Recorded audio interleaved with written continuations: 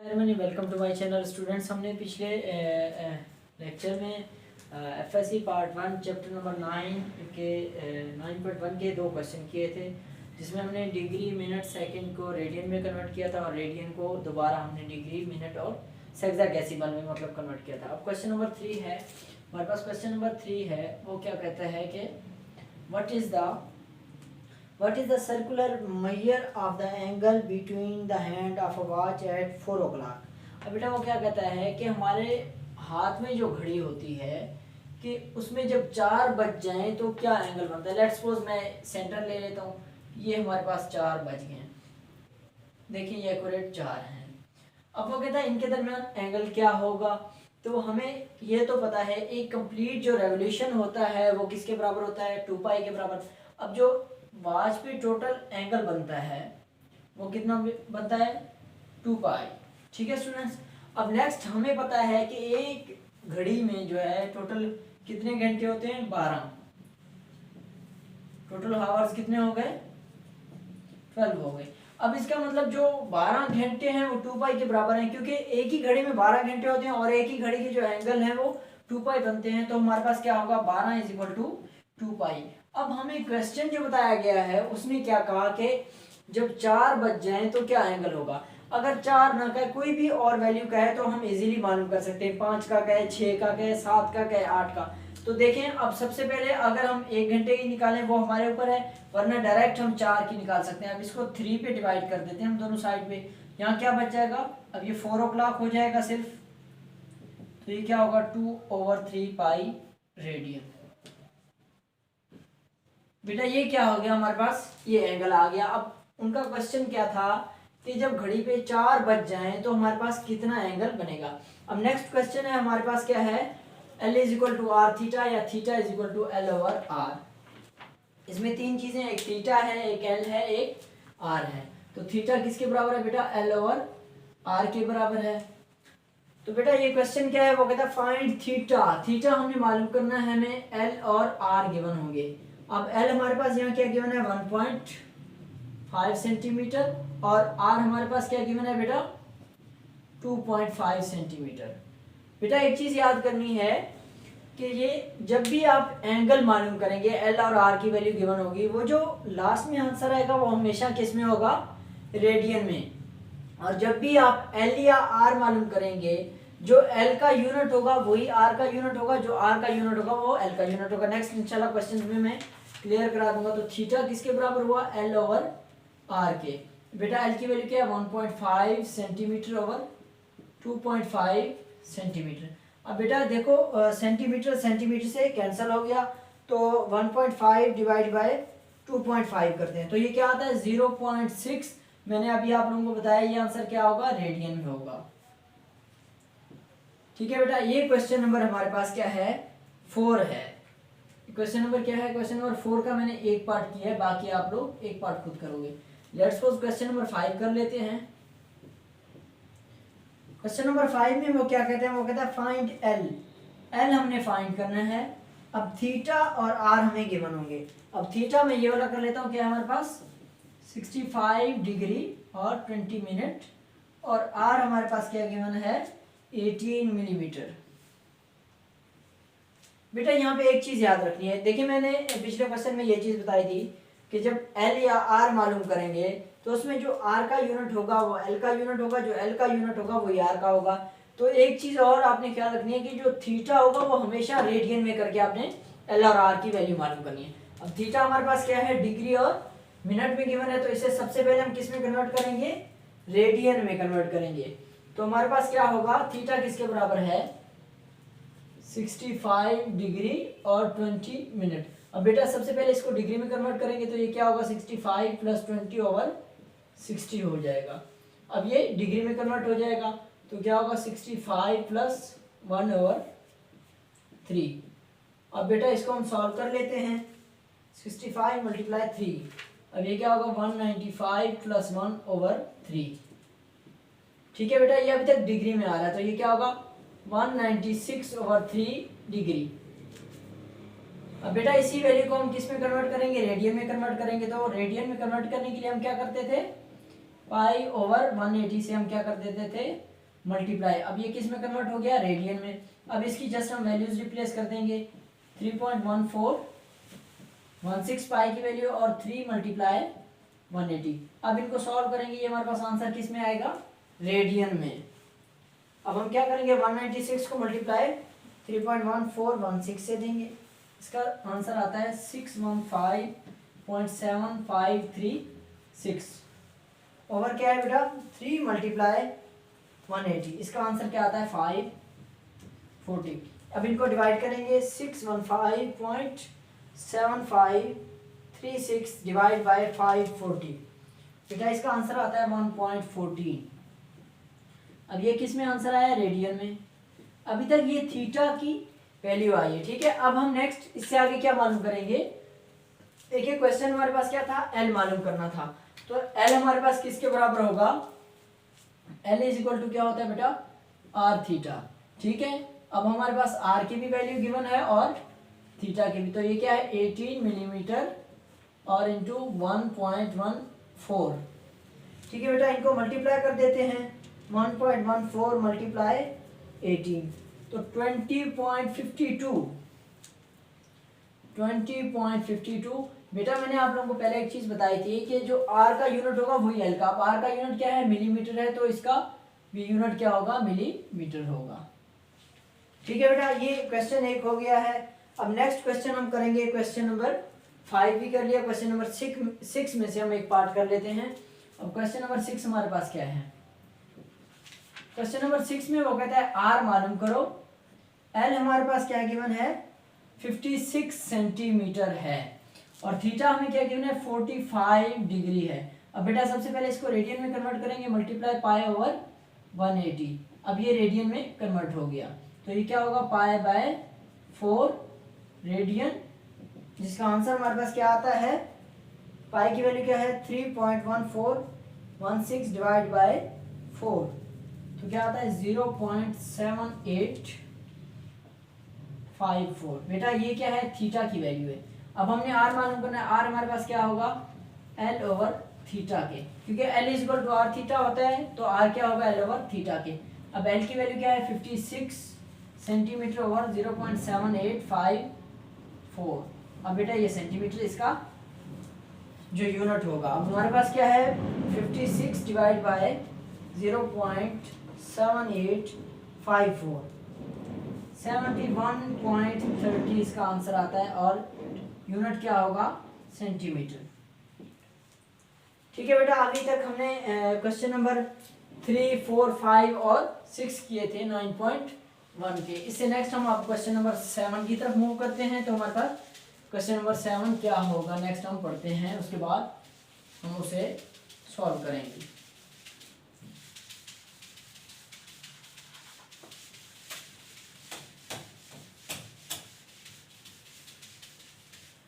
अब बेटा हम क्वेश्चन नंबर 7 की तरफ मूव करते हैं। हमारे पास क्वेश्चन नंबर 7 क्या है, क्वेश्चन नंबर 7 की मैं स्टेटमेंट पढ़ लेता हूँ। क्वेश्चन नंबर 7 में क्या कहता है, what is the length of the arc. अब सबसे पहले उसने क्या कहा कि हमारे पास लेंथ क्या होगी एक आर्क की, अगर वो कहती है intercept on a circle of radius 14 centimetre. अब रेडियस बेटा कितना है 14 सेंटीमीटर। अब इसे ऑनवर्ड क्या कहता है, by the arm of a central angle theta is equal to 45 degree.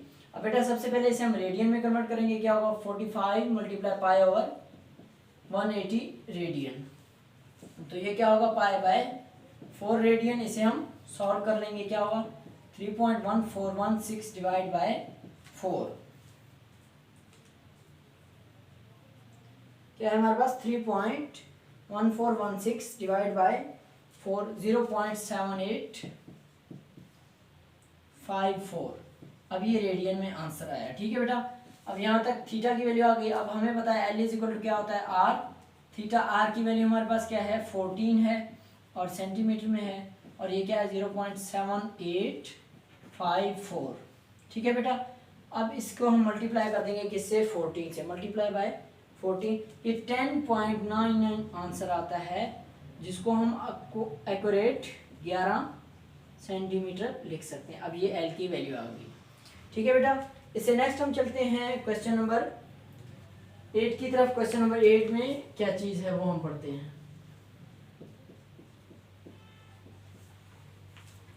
Question number 8 में क्या है वो कहता है बेटा find the radius of the circle.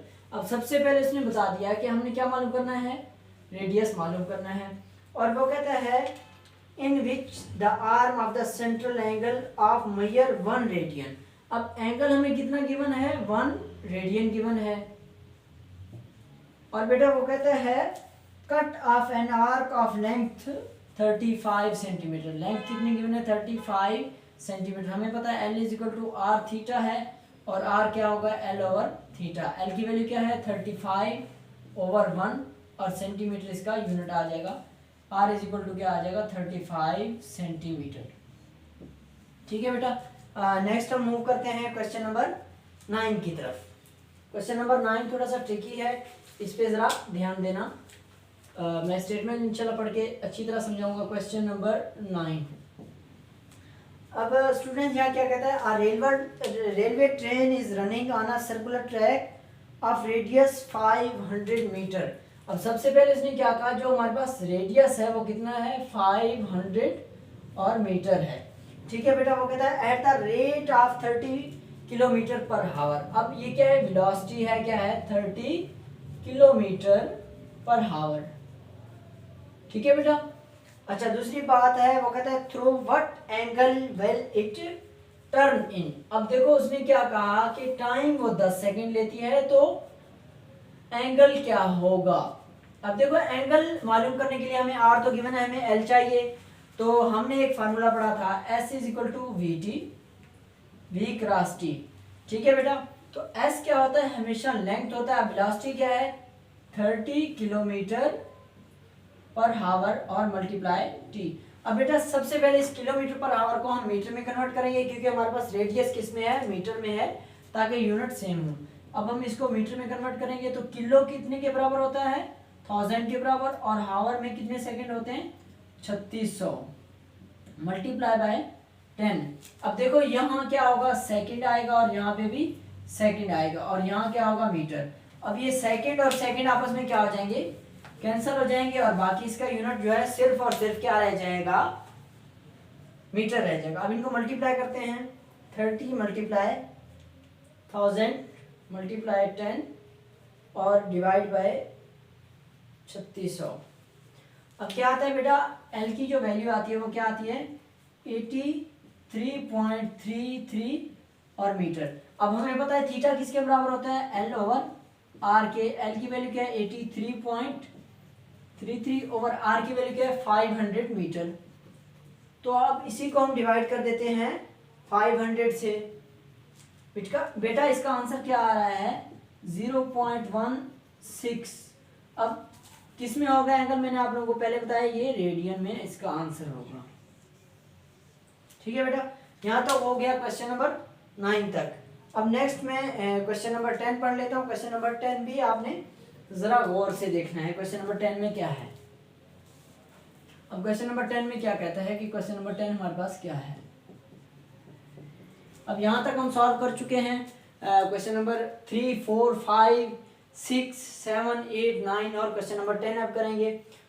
वो कहता है a horse is tethered to a peg by a rope of 9 meter length and it can move in a circle with the peg as center। अब वो कहते हैं कि बेटा एक घोड़ा, एक पत, जिसे हम किला भी कह सकते हैं, ठीक है, खोटी भी कह सकते हैं, जो टेंट वाली होती है, वो जमीन के अंदर गाड़ी हुई है, उसके साथ क्या है, घोड़ा बांधा हुआ है। अब वो कहते हैं वो पत से लेकर घोड़े तक का जो फासला है वो क्या है, हमारे पास क्या है, 9 मीटर है। अब यहाँ पे क्या लिखा हुआ है, 9 मीटर लेंथ। अब आप लोग ये बताएं कि हमारे पास ये रेडियस है या लेंथ है। अब सबसे पहले लेट्स सपोज ये हमारे पास हॉर्स है। अब ये हॉर्स है, ये बांधा हुआ है इसके साथ। अब यहाँ पे क्या है, एक पेग है, ये ज़मीन के अंदर गाड़ा हुआ है। अब देखिए बेटा ये हमारे पास लेंथ होगी या रेडियस होगा, तो जस्ट इसको मूव कराएं। अब देखिए ये सर्कुलर मूवमेंट हो रही है। अब ये सर्कुलर मूवमेंट हो रही है, तो आप लोग अब खुद बताएंगे कि यहाँ से लेकर यहाँ तक फासला ये लेंथ है या रेडियस है। तो अब ये हमारे पास क्या हो गया, रेडियस हो गया। ठीक है बेटा, स्ट्रेट फॉरवर्ड है क्योंकि एक पथ के इर्द गिर्द वो घूम रहा है। जब रोटेट कर रहा है तो किसी भी रेडियस से लेकर एंड तक जब वो सर्कुलर पाथ ले रहा है, आप देखिए यहाँ से यहाँ तक भी इसका रेडियस होगा, यहाँ से यहाँ ले यहाँ भी रेडियस होगा और यहाँ भी इसका क्या होगा, ये सारे क्या होंगे, रेडियस होंगे। ठीक है बेटा, अब नेक्स्ट पढ़ते हैं क्वेश्चन क्या कहता है। वो कहता है if the horse move along the circumference of the circle keeping the rope tight, how far will it have gone when the rope has turned through the angle of 70 degree। अब वो कहता है अगर इसी तरह ये हॉर्स जो है बिल्कुल रस्सी को टाइट रखे, अब रस्सी पथ के साथ बांधी हुई है, अब टाइट रखे तो ऐसे टाइट रख के ये एक सर्कमफेरेंस बनाए, इसी तरह घूमता रहे। तो अब आप लोग बताएं अगर इनके दरमियान एंगल 70 का बन रहा हो तो इसकी जो लेंथ होगी वो कितनी होगी। अब हमने क्या मालूम करना है, लेंथ मालूम करना है और हमें थीटा कितना गिवन है, 70 डिग्री है। अब बेटा सबसे पहले हम क्या करेंगे, 70 डिग्री को हम रेडियन में कन्वर्ट करेंगे, मल्टीप्लाई पाई ओवर 180, ये हमारे पास क्या होगा, रेडियन में कन्वर्ट हो जाएगा। ये क्या हो जाएगा, 70 मल्टीप्लाई 3.1416 ओवर 180। अब देखें एंगल का हमारे पास आंसर क्या आता है, ये निकालते हैं। हमारे पास क्या है, 70 मल्टीप्लाई 3.1416, अब डिवाइड बाय 180, हमारे पास क्या आ रहा है 1.22। अब ये किस में है बेटा, रेडियन में। एल इज इक्वल टू क्या होता है, आर थीटा होता है और आर की वैल्यू हमारे पास क्या है बेटा, 9 मीटर है। तो 9 इंटू 1.22, इनको मल्टीप्लाई कर देंगे, ये क्या होगा 9 इंटू, ये क्या हो जाएगा 9 इंटू 1.22। अब इनको मल्टीप्लाई करेंगे, ये एल का यूनिट होगा। जो आंसर है उसे 9 से मल्टीप्लाई करो, ये क्या आता है 10.9956, तो इसका मतलब 11 मीटर आता है। ठीक है बेटा, इस चीज से कभी कंफ्यूज नहीं होना क्योंकि जो क्वेश्चंस होते हैं वो थोड़े से अजीब तरह के लिखे होते हैं। तो आप लोग अब जैसे ही उसने लेंथ मेंशन किया है तो आप लोग यही समझेंगे कि ये लेंथ है। बेसिकली ये लेंथ नहीं है बेटा, रेडियस है, क्योंकि पथ से लेकर हाथ तक आप खुद देखें, आप वो सर्कुलर पाथ बना रहा है तो ये रेडियस होगा। यहाँ से हम क्या कर सकते हैं, एल मालूम कर सकते हैं। अब नेक्स्ट चलते हैं बेटा क्वेश्चन नंबर 11 की तरफ। तो क्वेश्चन नंबर 11 भी सेम एज इट ट्रिकी है, उस पर भी आपने गौर करना है।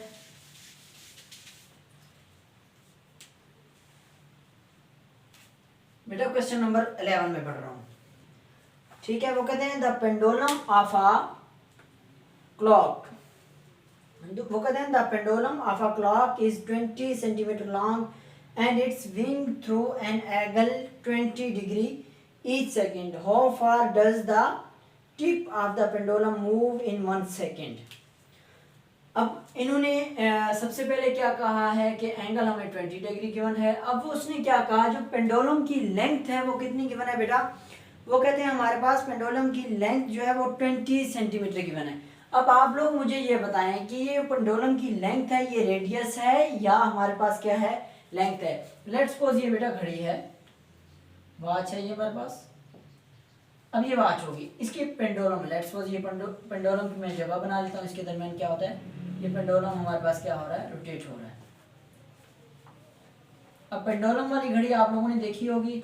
तो अब देखिए ये बताएं, अब ये पेंडुलम की जो लेंथ है वो कहते हैं कितनी है, 20 सेंटीमीटर है।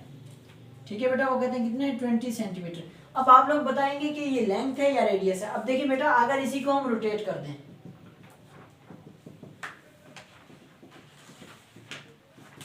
अब देखिए ये रोटेशन में आ गया। अब आप लोगों को साफ तौर पता चल रहा है ये इसका सेंटर है, ये क्या है, इसका सेंटर है। तो ये सेंटर के इर्द गिर्द अगर मूव करे तो थीटा हमें कितना गिवन था, 20 डिग्री। अब और हमारे पास अब ये क्या बन गया बेटा, रेडियस बन गया। तो रेडियस हमें कितना गिवन है, 20 सेंटीमीटर। एल लेंथ हमने मालूम करनी है, तो थीटा हमें कितना है, 20 डिग्री गिवन है। सबसे पहले इस थीटा को हम रेडियन में कन्वर्ट करेंगे, पाई ओवर 180 से मल्टीप्लाई करेंगे, ये रेडियन में कन्वर्ट हो जाएगा। तो ये क्या होगा, पाई बाय 9 रेडियन। पाई की वैल्यू क्या है, 3.1416 डिवाइड बाय 9। इसको डिवाइड करते हैं, देखते हैं क्या आंसर आता है। 3.1416 डिवाइड बाय 9, तो ये क्या आ रहा है, 0.34। 0.34 ये हमारे पास क्या है, रेडियन आ गया है। ठीक है बेटा, अब ये हमारे पास 0.34 जो रेडियन आ गया। अब उसने क्या कहा, लेंथ मालूम करो। लेंथ हमारे पास किसके बराबर होता है, आर थीटा के। आर की वैल्यू क्या है, 20 है, तो 20 इंटू 0.34।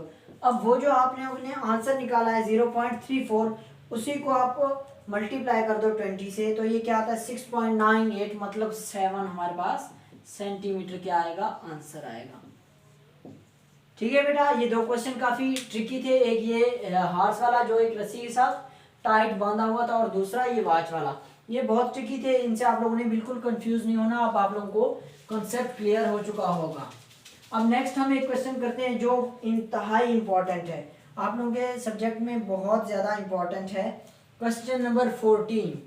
बाकी क्वेश्चन इंशाल्लाह नेक्स्ट किसी लेक्चर में करेंगे। क्वेश्चन नंबर 14 जो इंतहाई इंपॉर्टेंट है वो करते हैं, फिर इंशाल्लाह आप लोगों से इजाज़त लेते हैं, लेक्चर एंड करते हैं।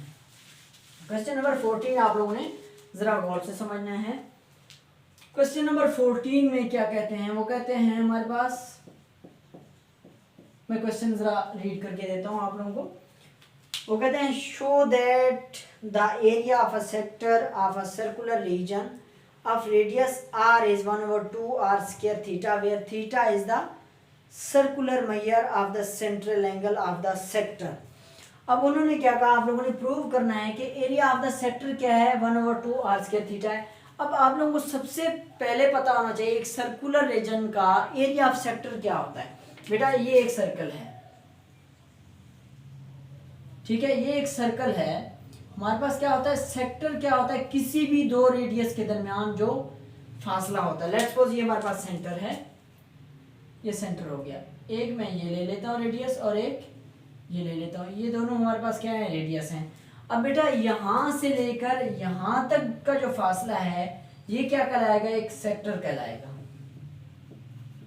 अब जब सेक्टर कहलाएगा, वो कहते हैं कि इसको प्रूव करो, इसका जो एरिया है वो क्या है, 1/2 r स्क्वायर थीटा के बराबर। अब बेटा इनके दरमियान जो एंगल बनता है वो क्या बनता है, थीटा बनता है।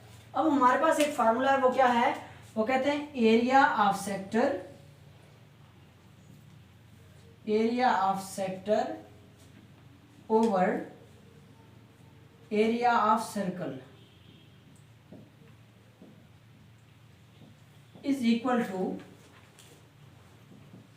Angle of sector over angle of circle.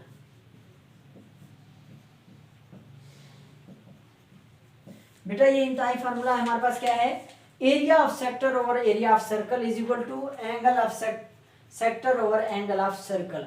अब सबसे पहले एरिया ऑफ सेक्टर तो हमने मालूम करना है। एरिया ऑफ सर्कल हर किसी को मालूम होना चाहिए। एरिया ऑफ सर्कल क्या होता है, पाई आर स्क्वायर होता है। अब एंगल ऑफ सेक्टर, अब देखिए ये सेक्टर है, इसका एंगल क्या बन रहा है, सिर्फ और सिर्फ थीटा, हमारे पास कोई वैल्यू नहीं है।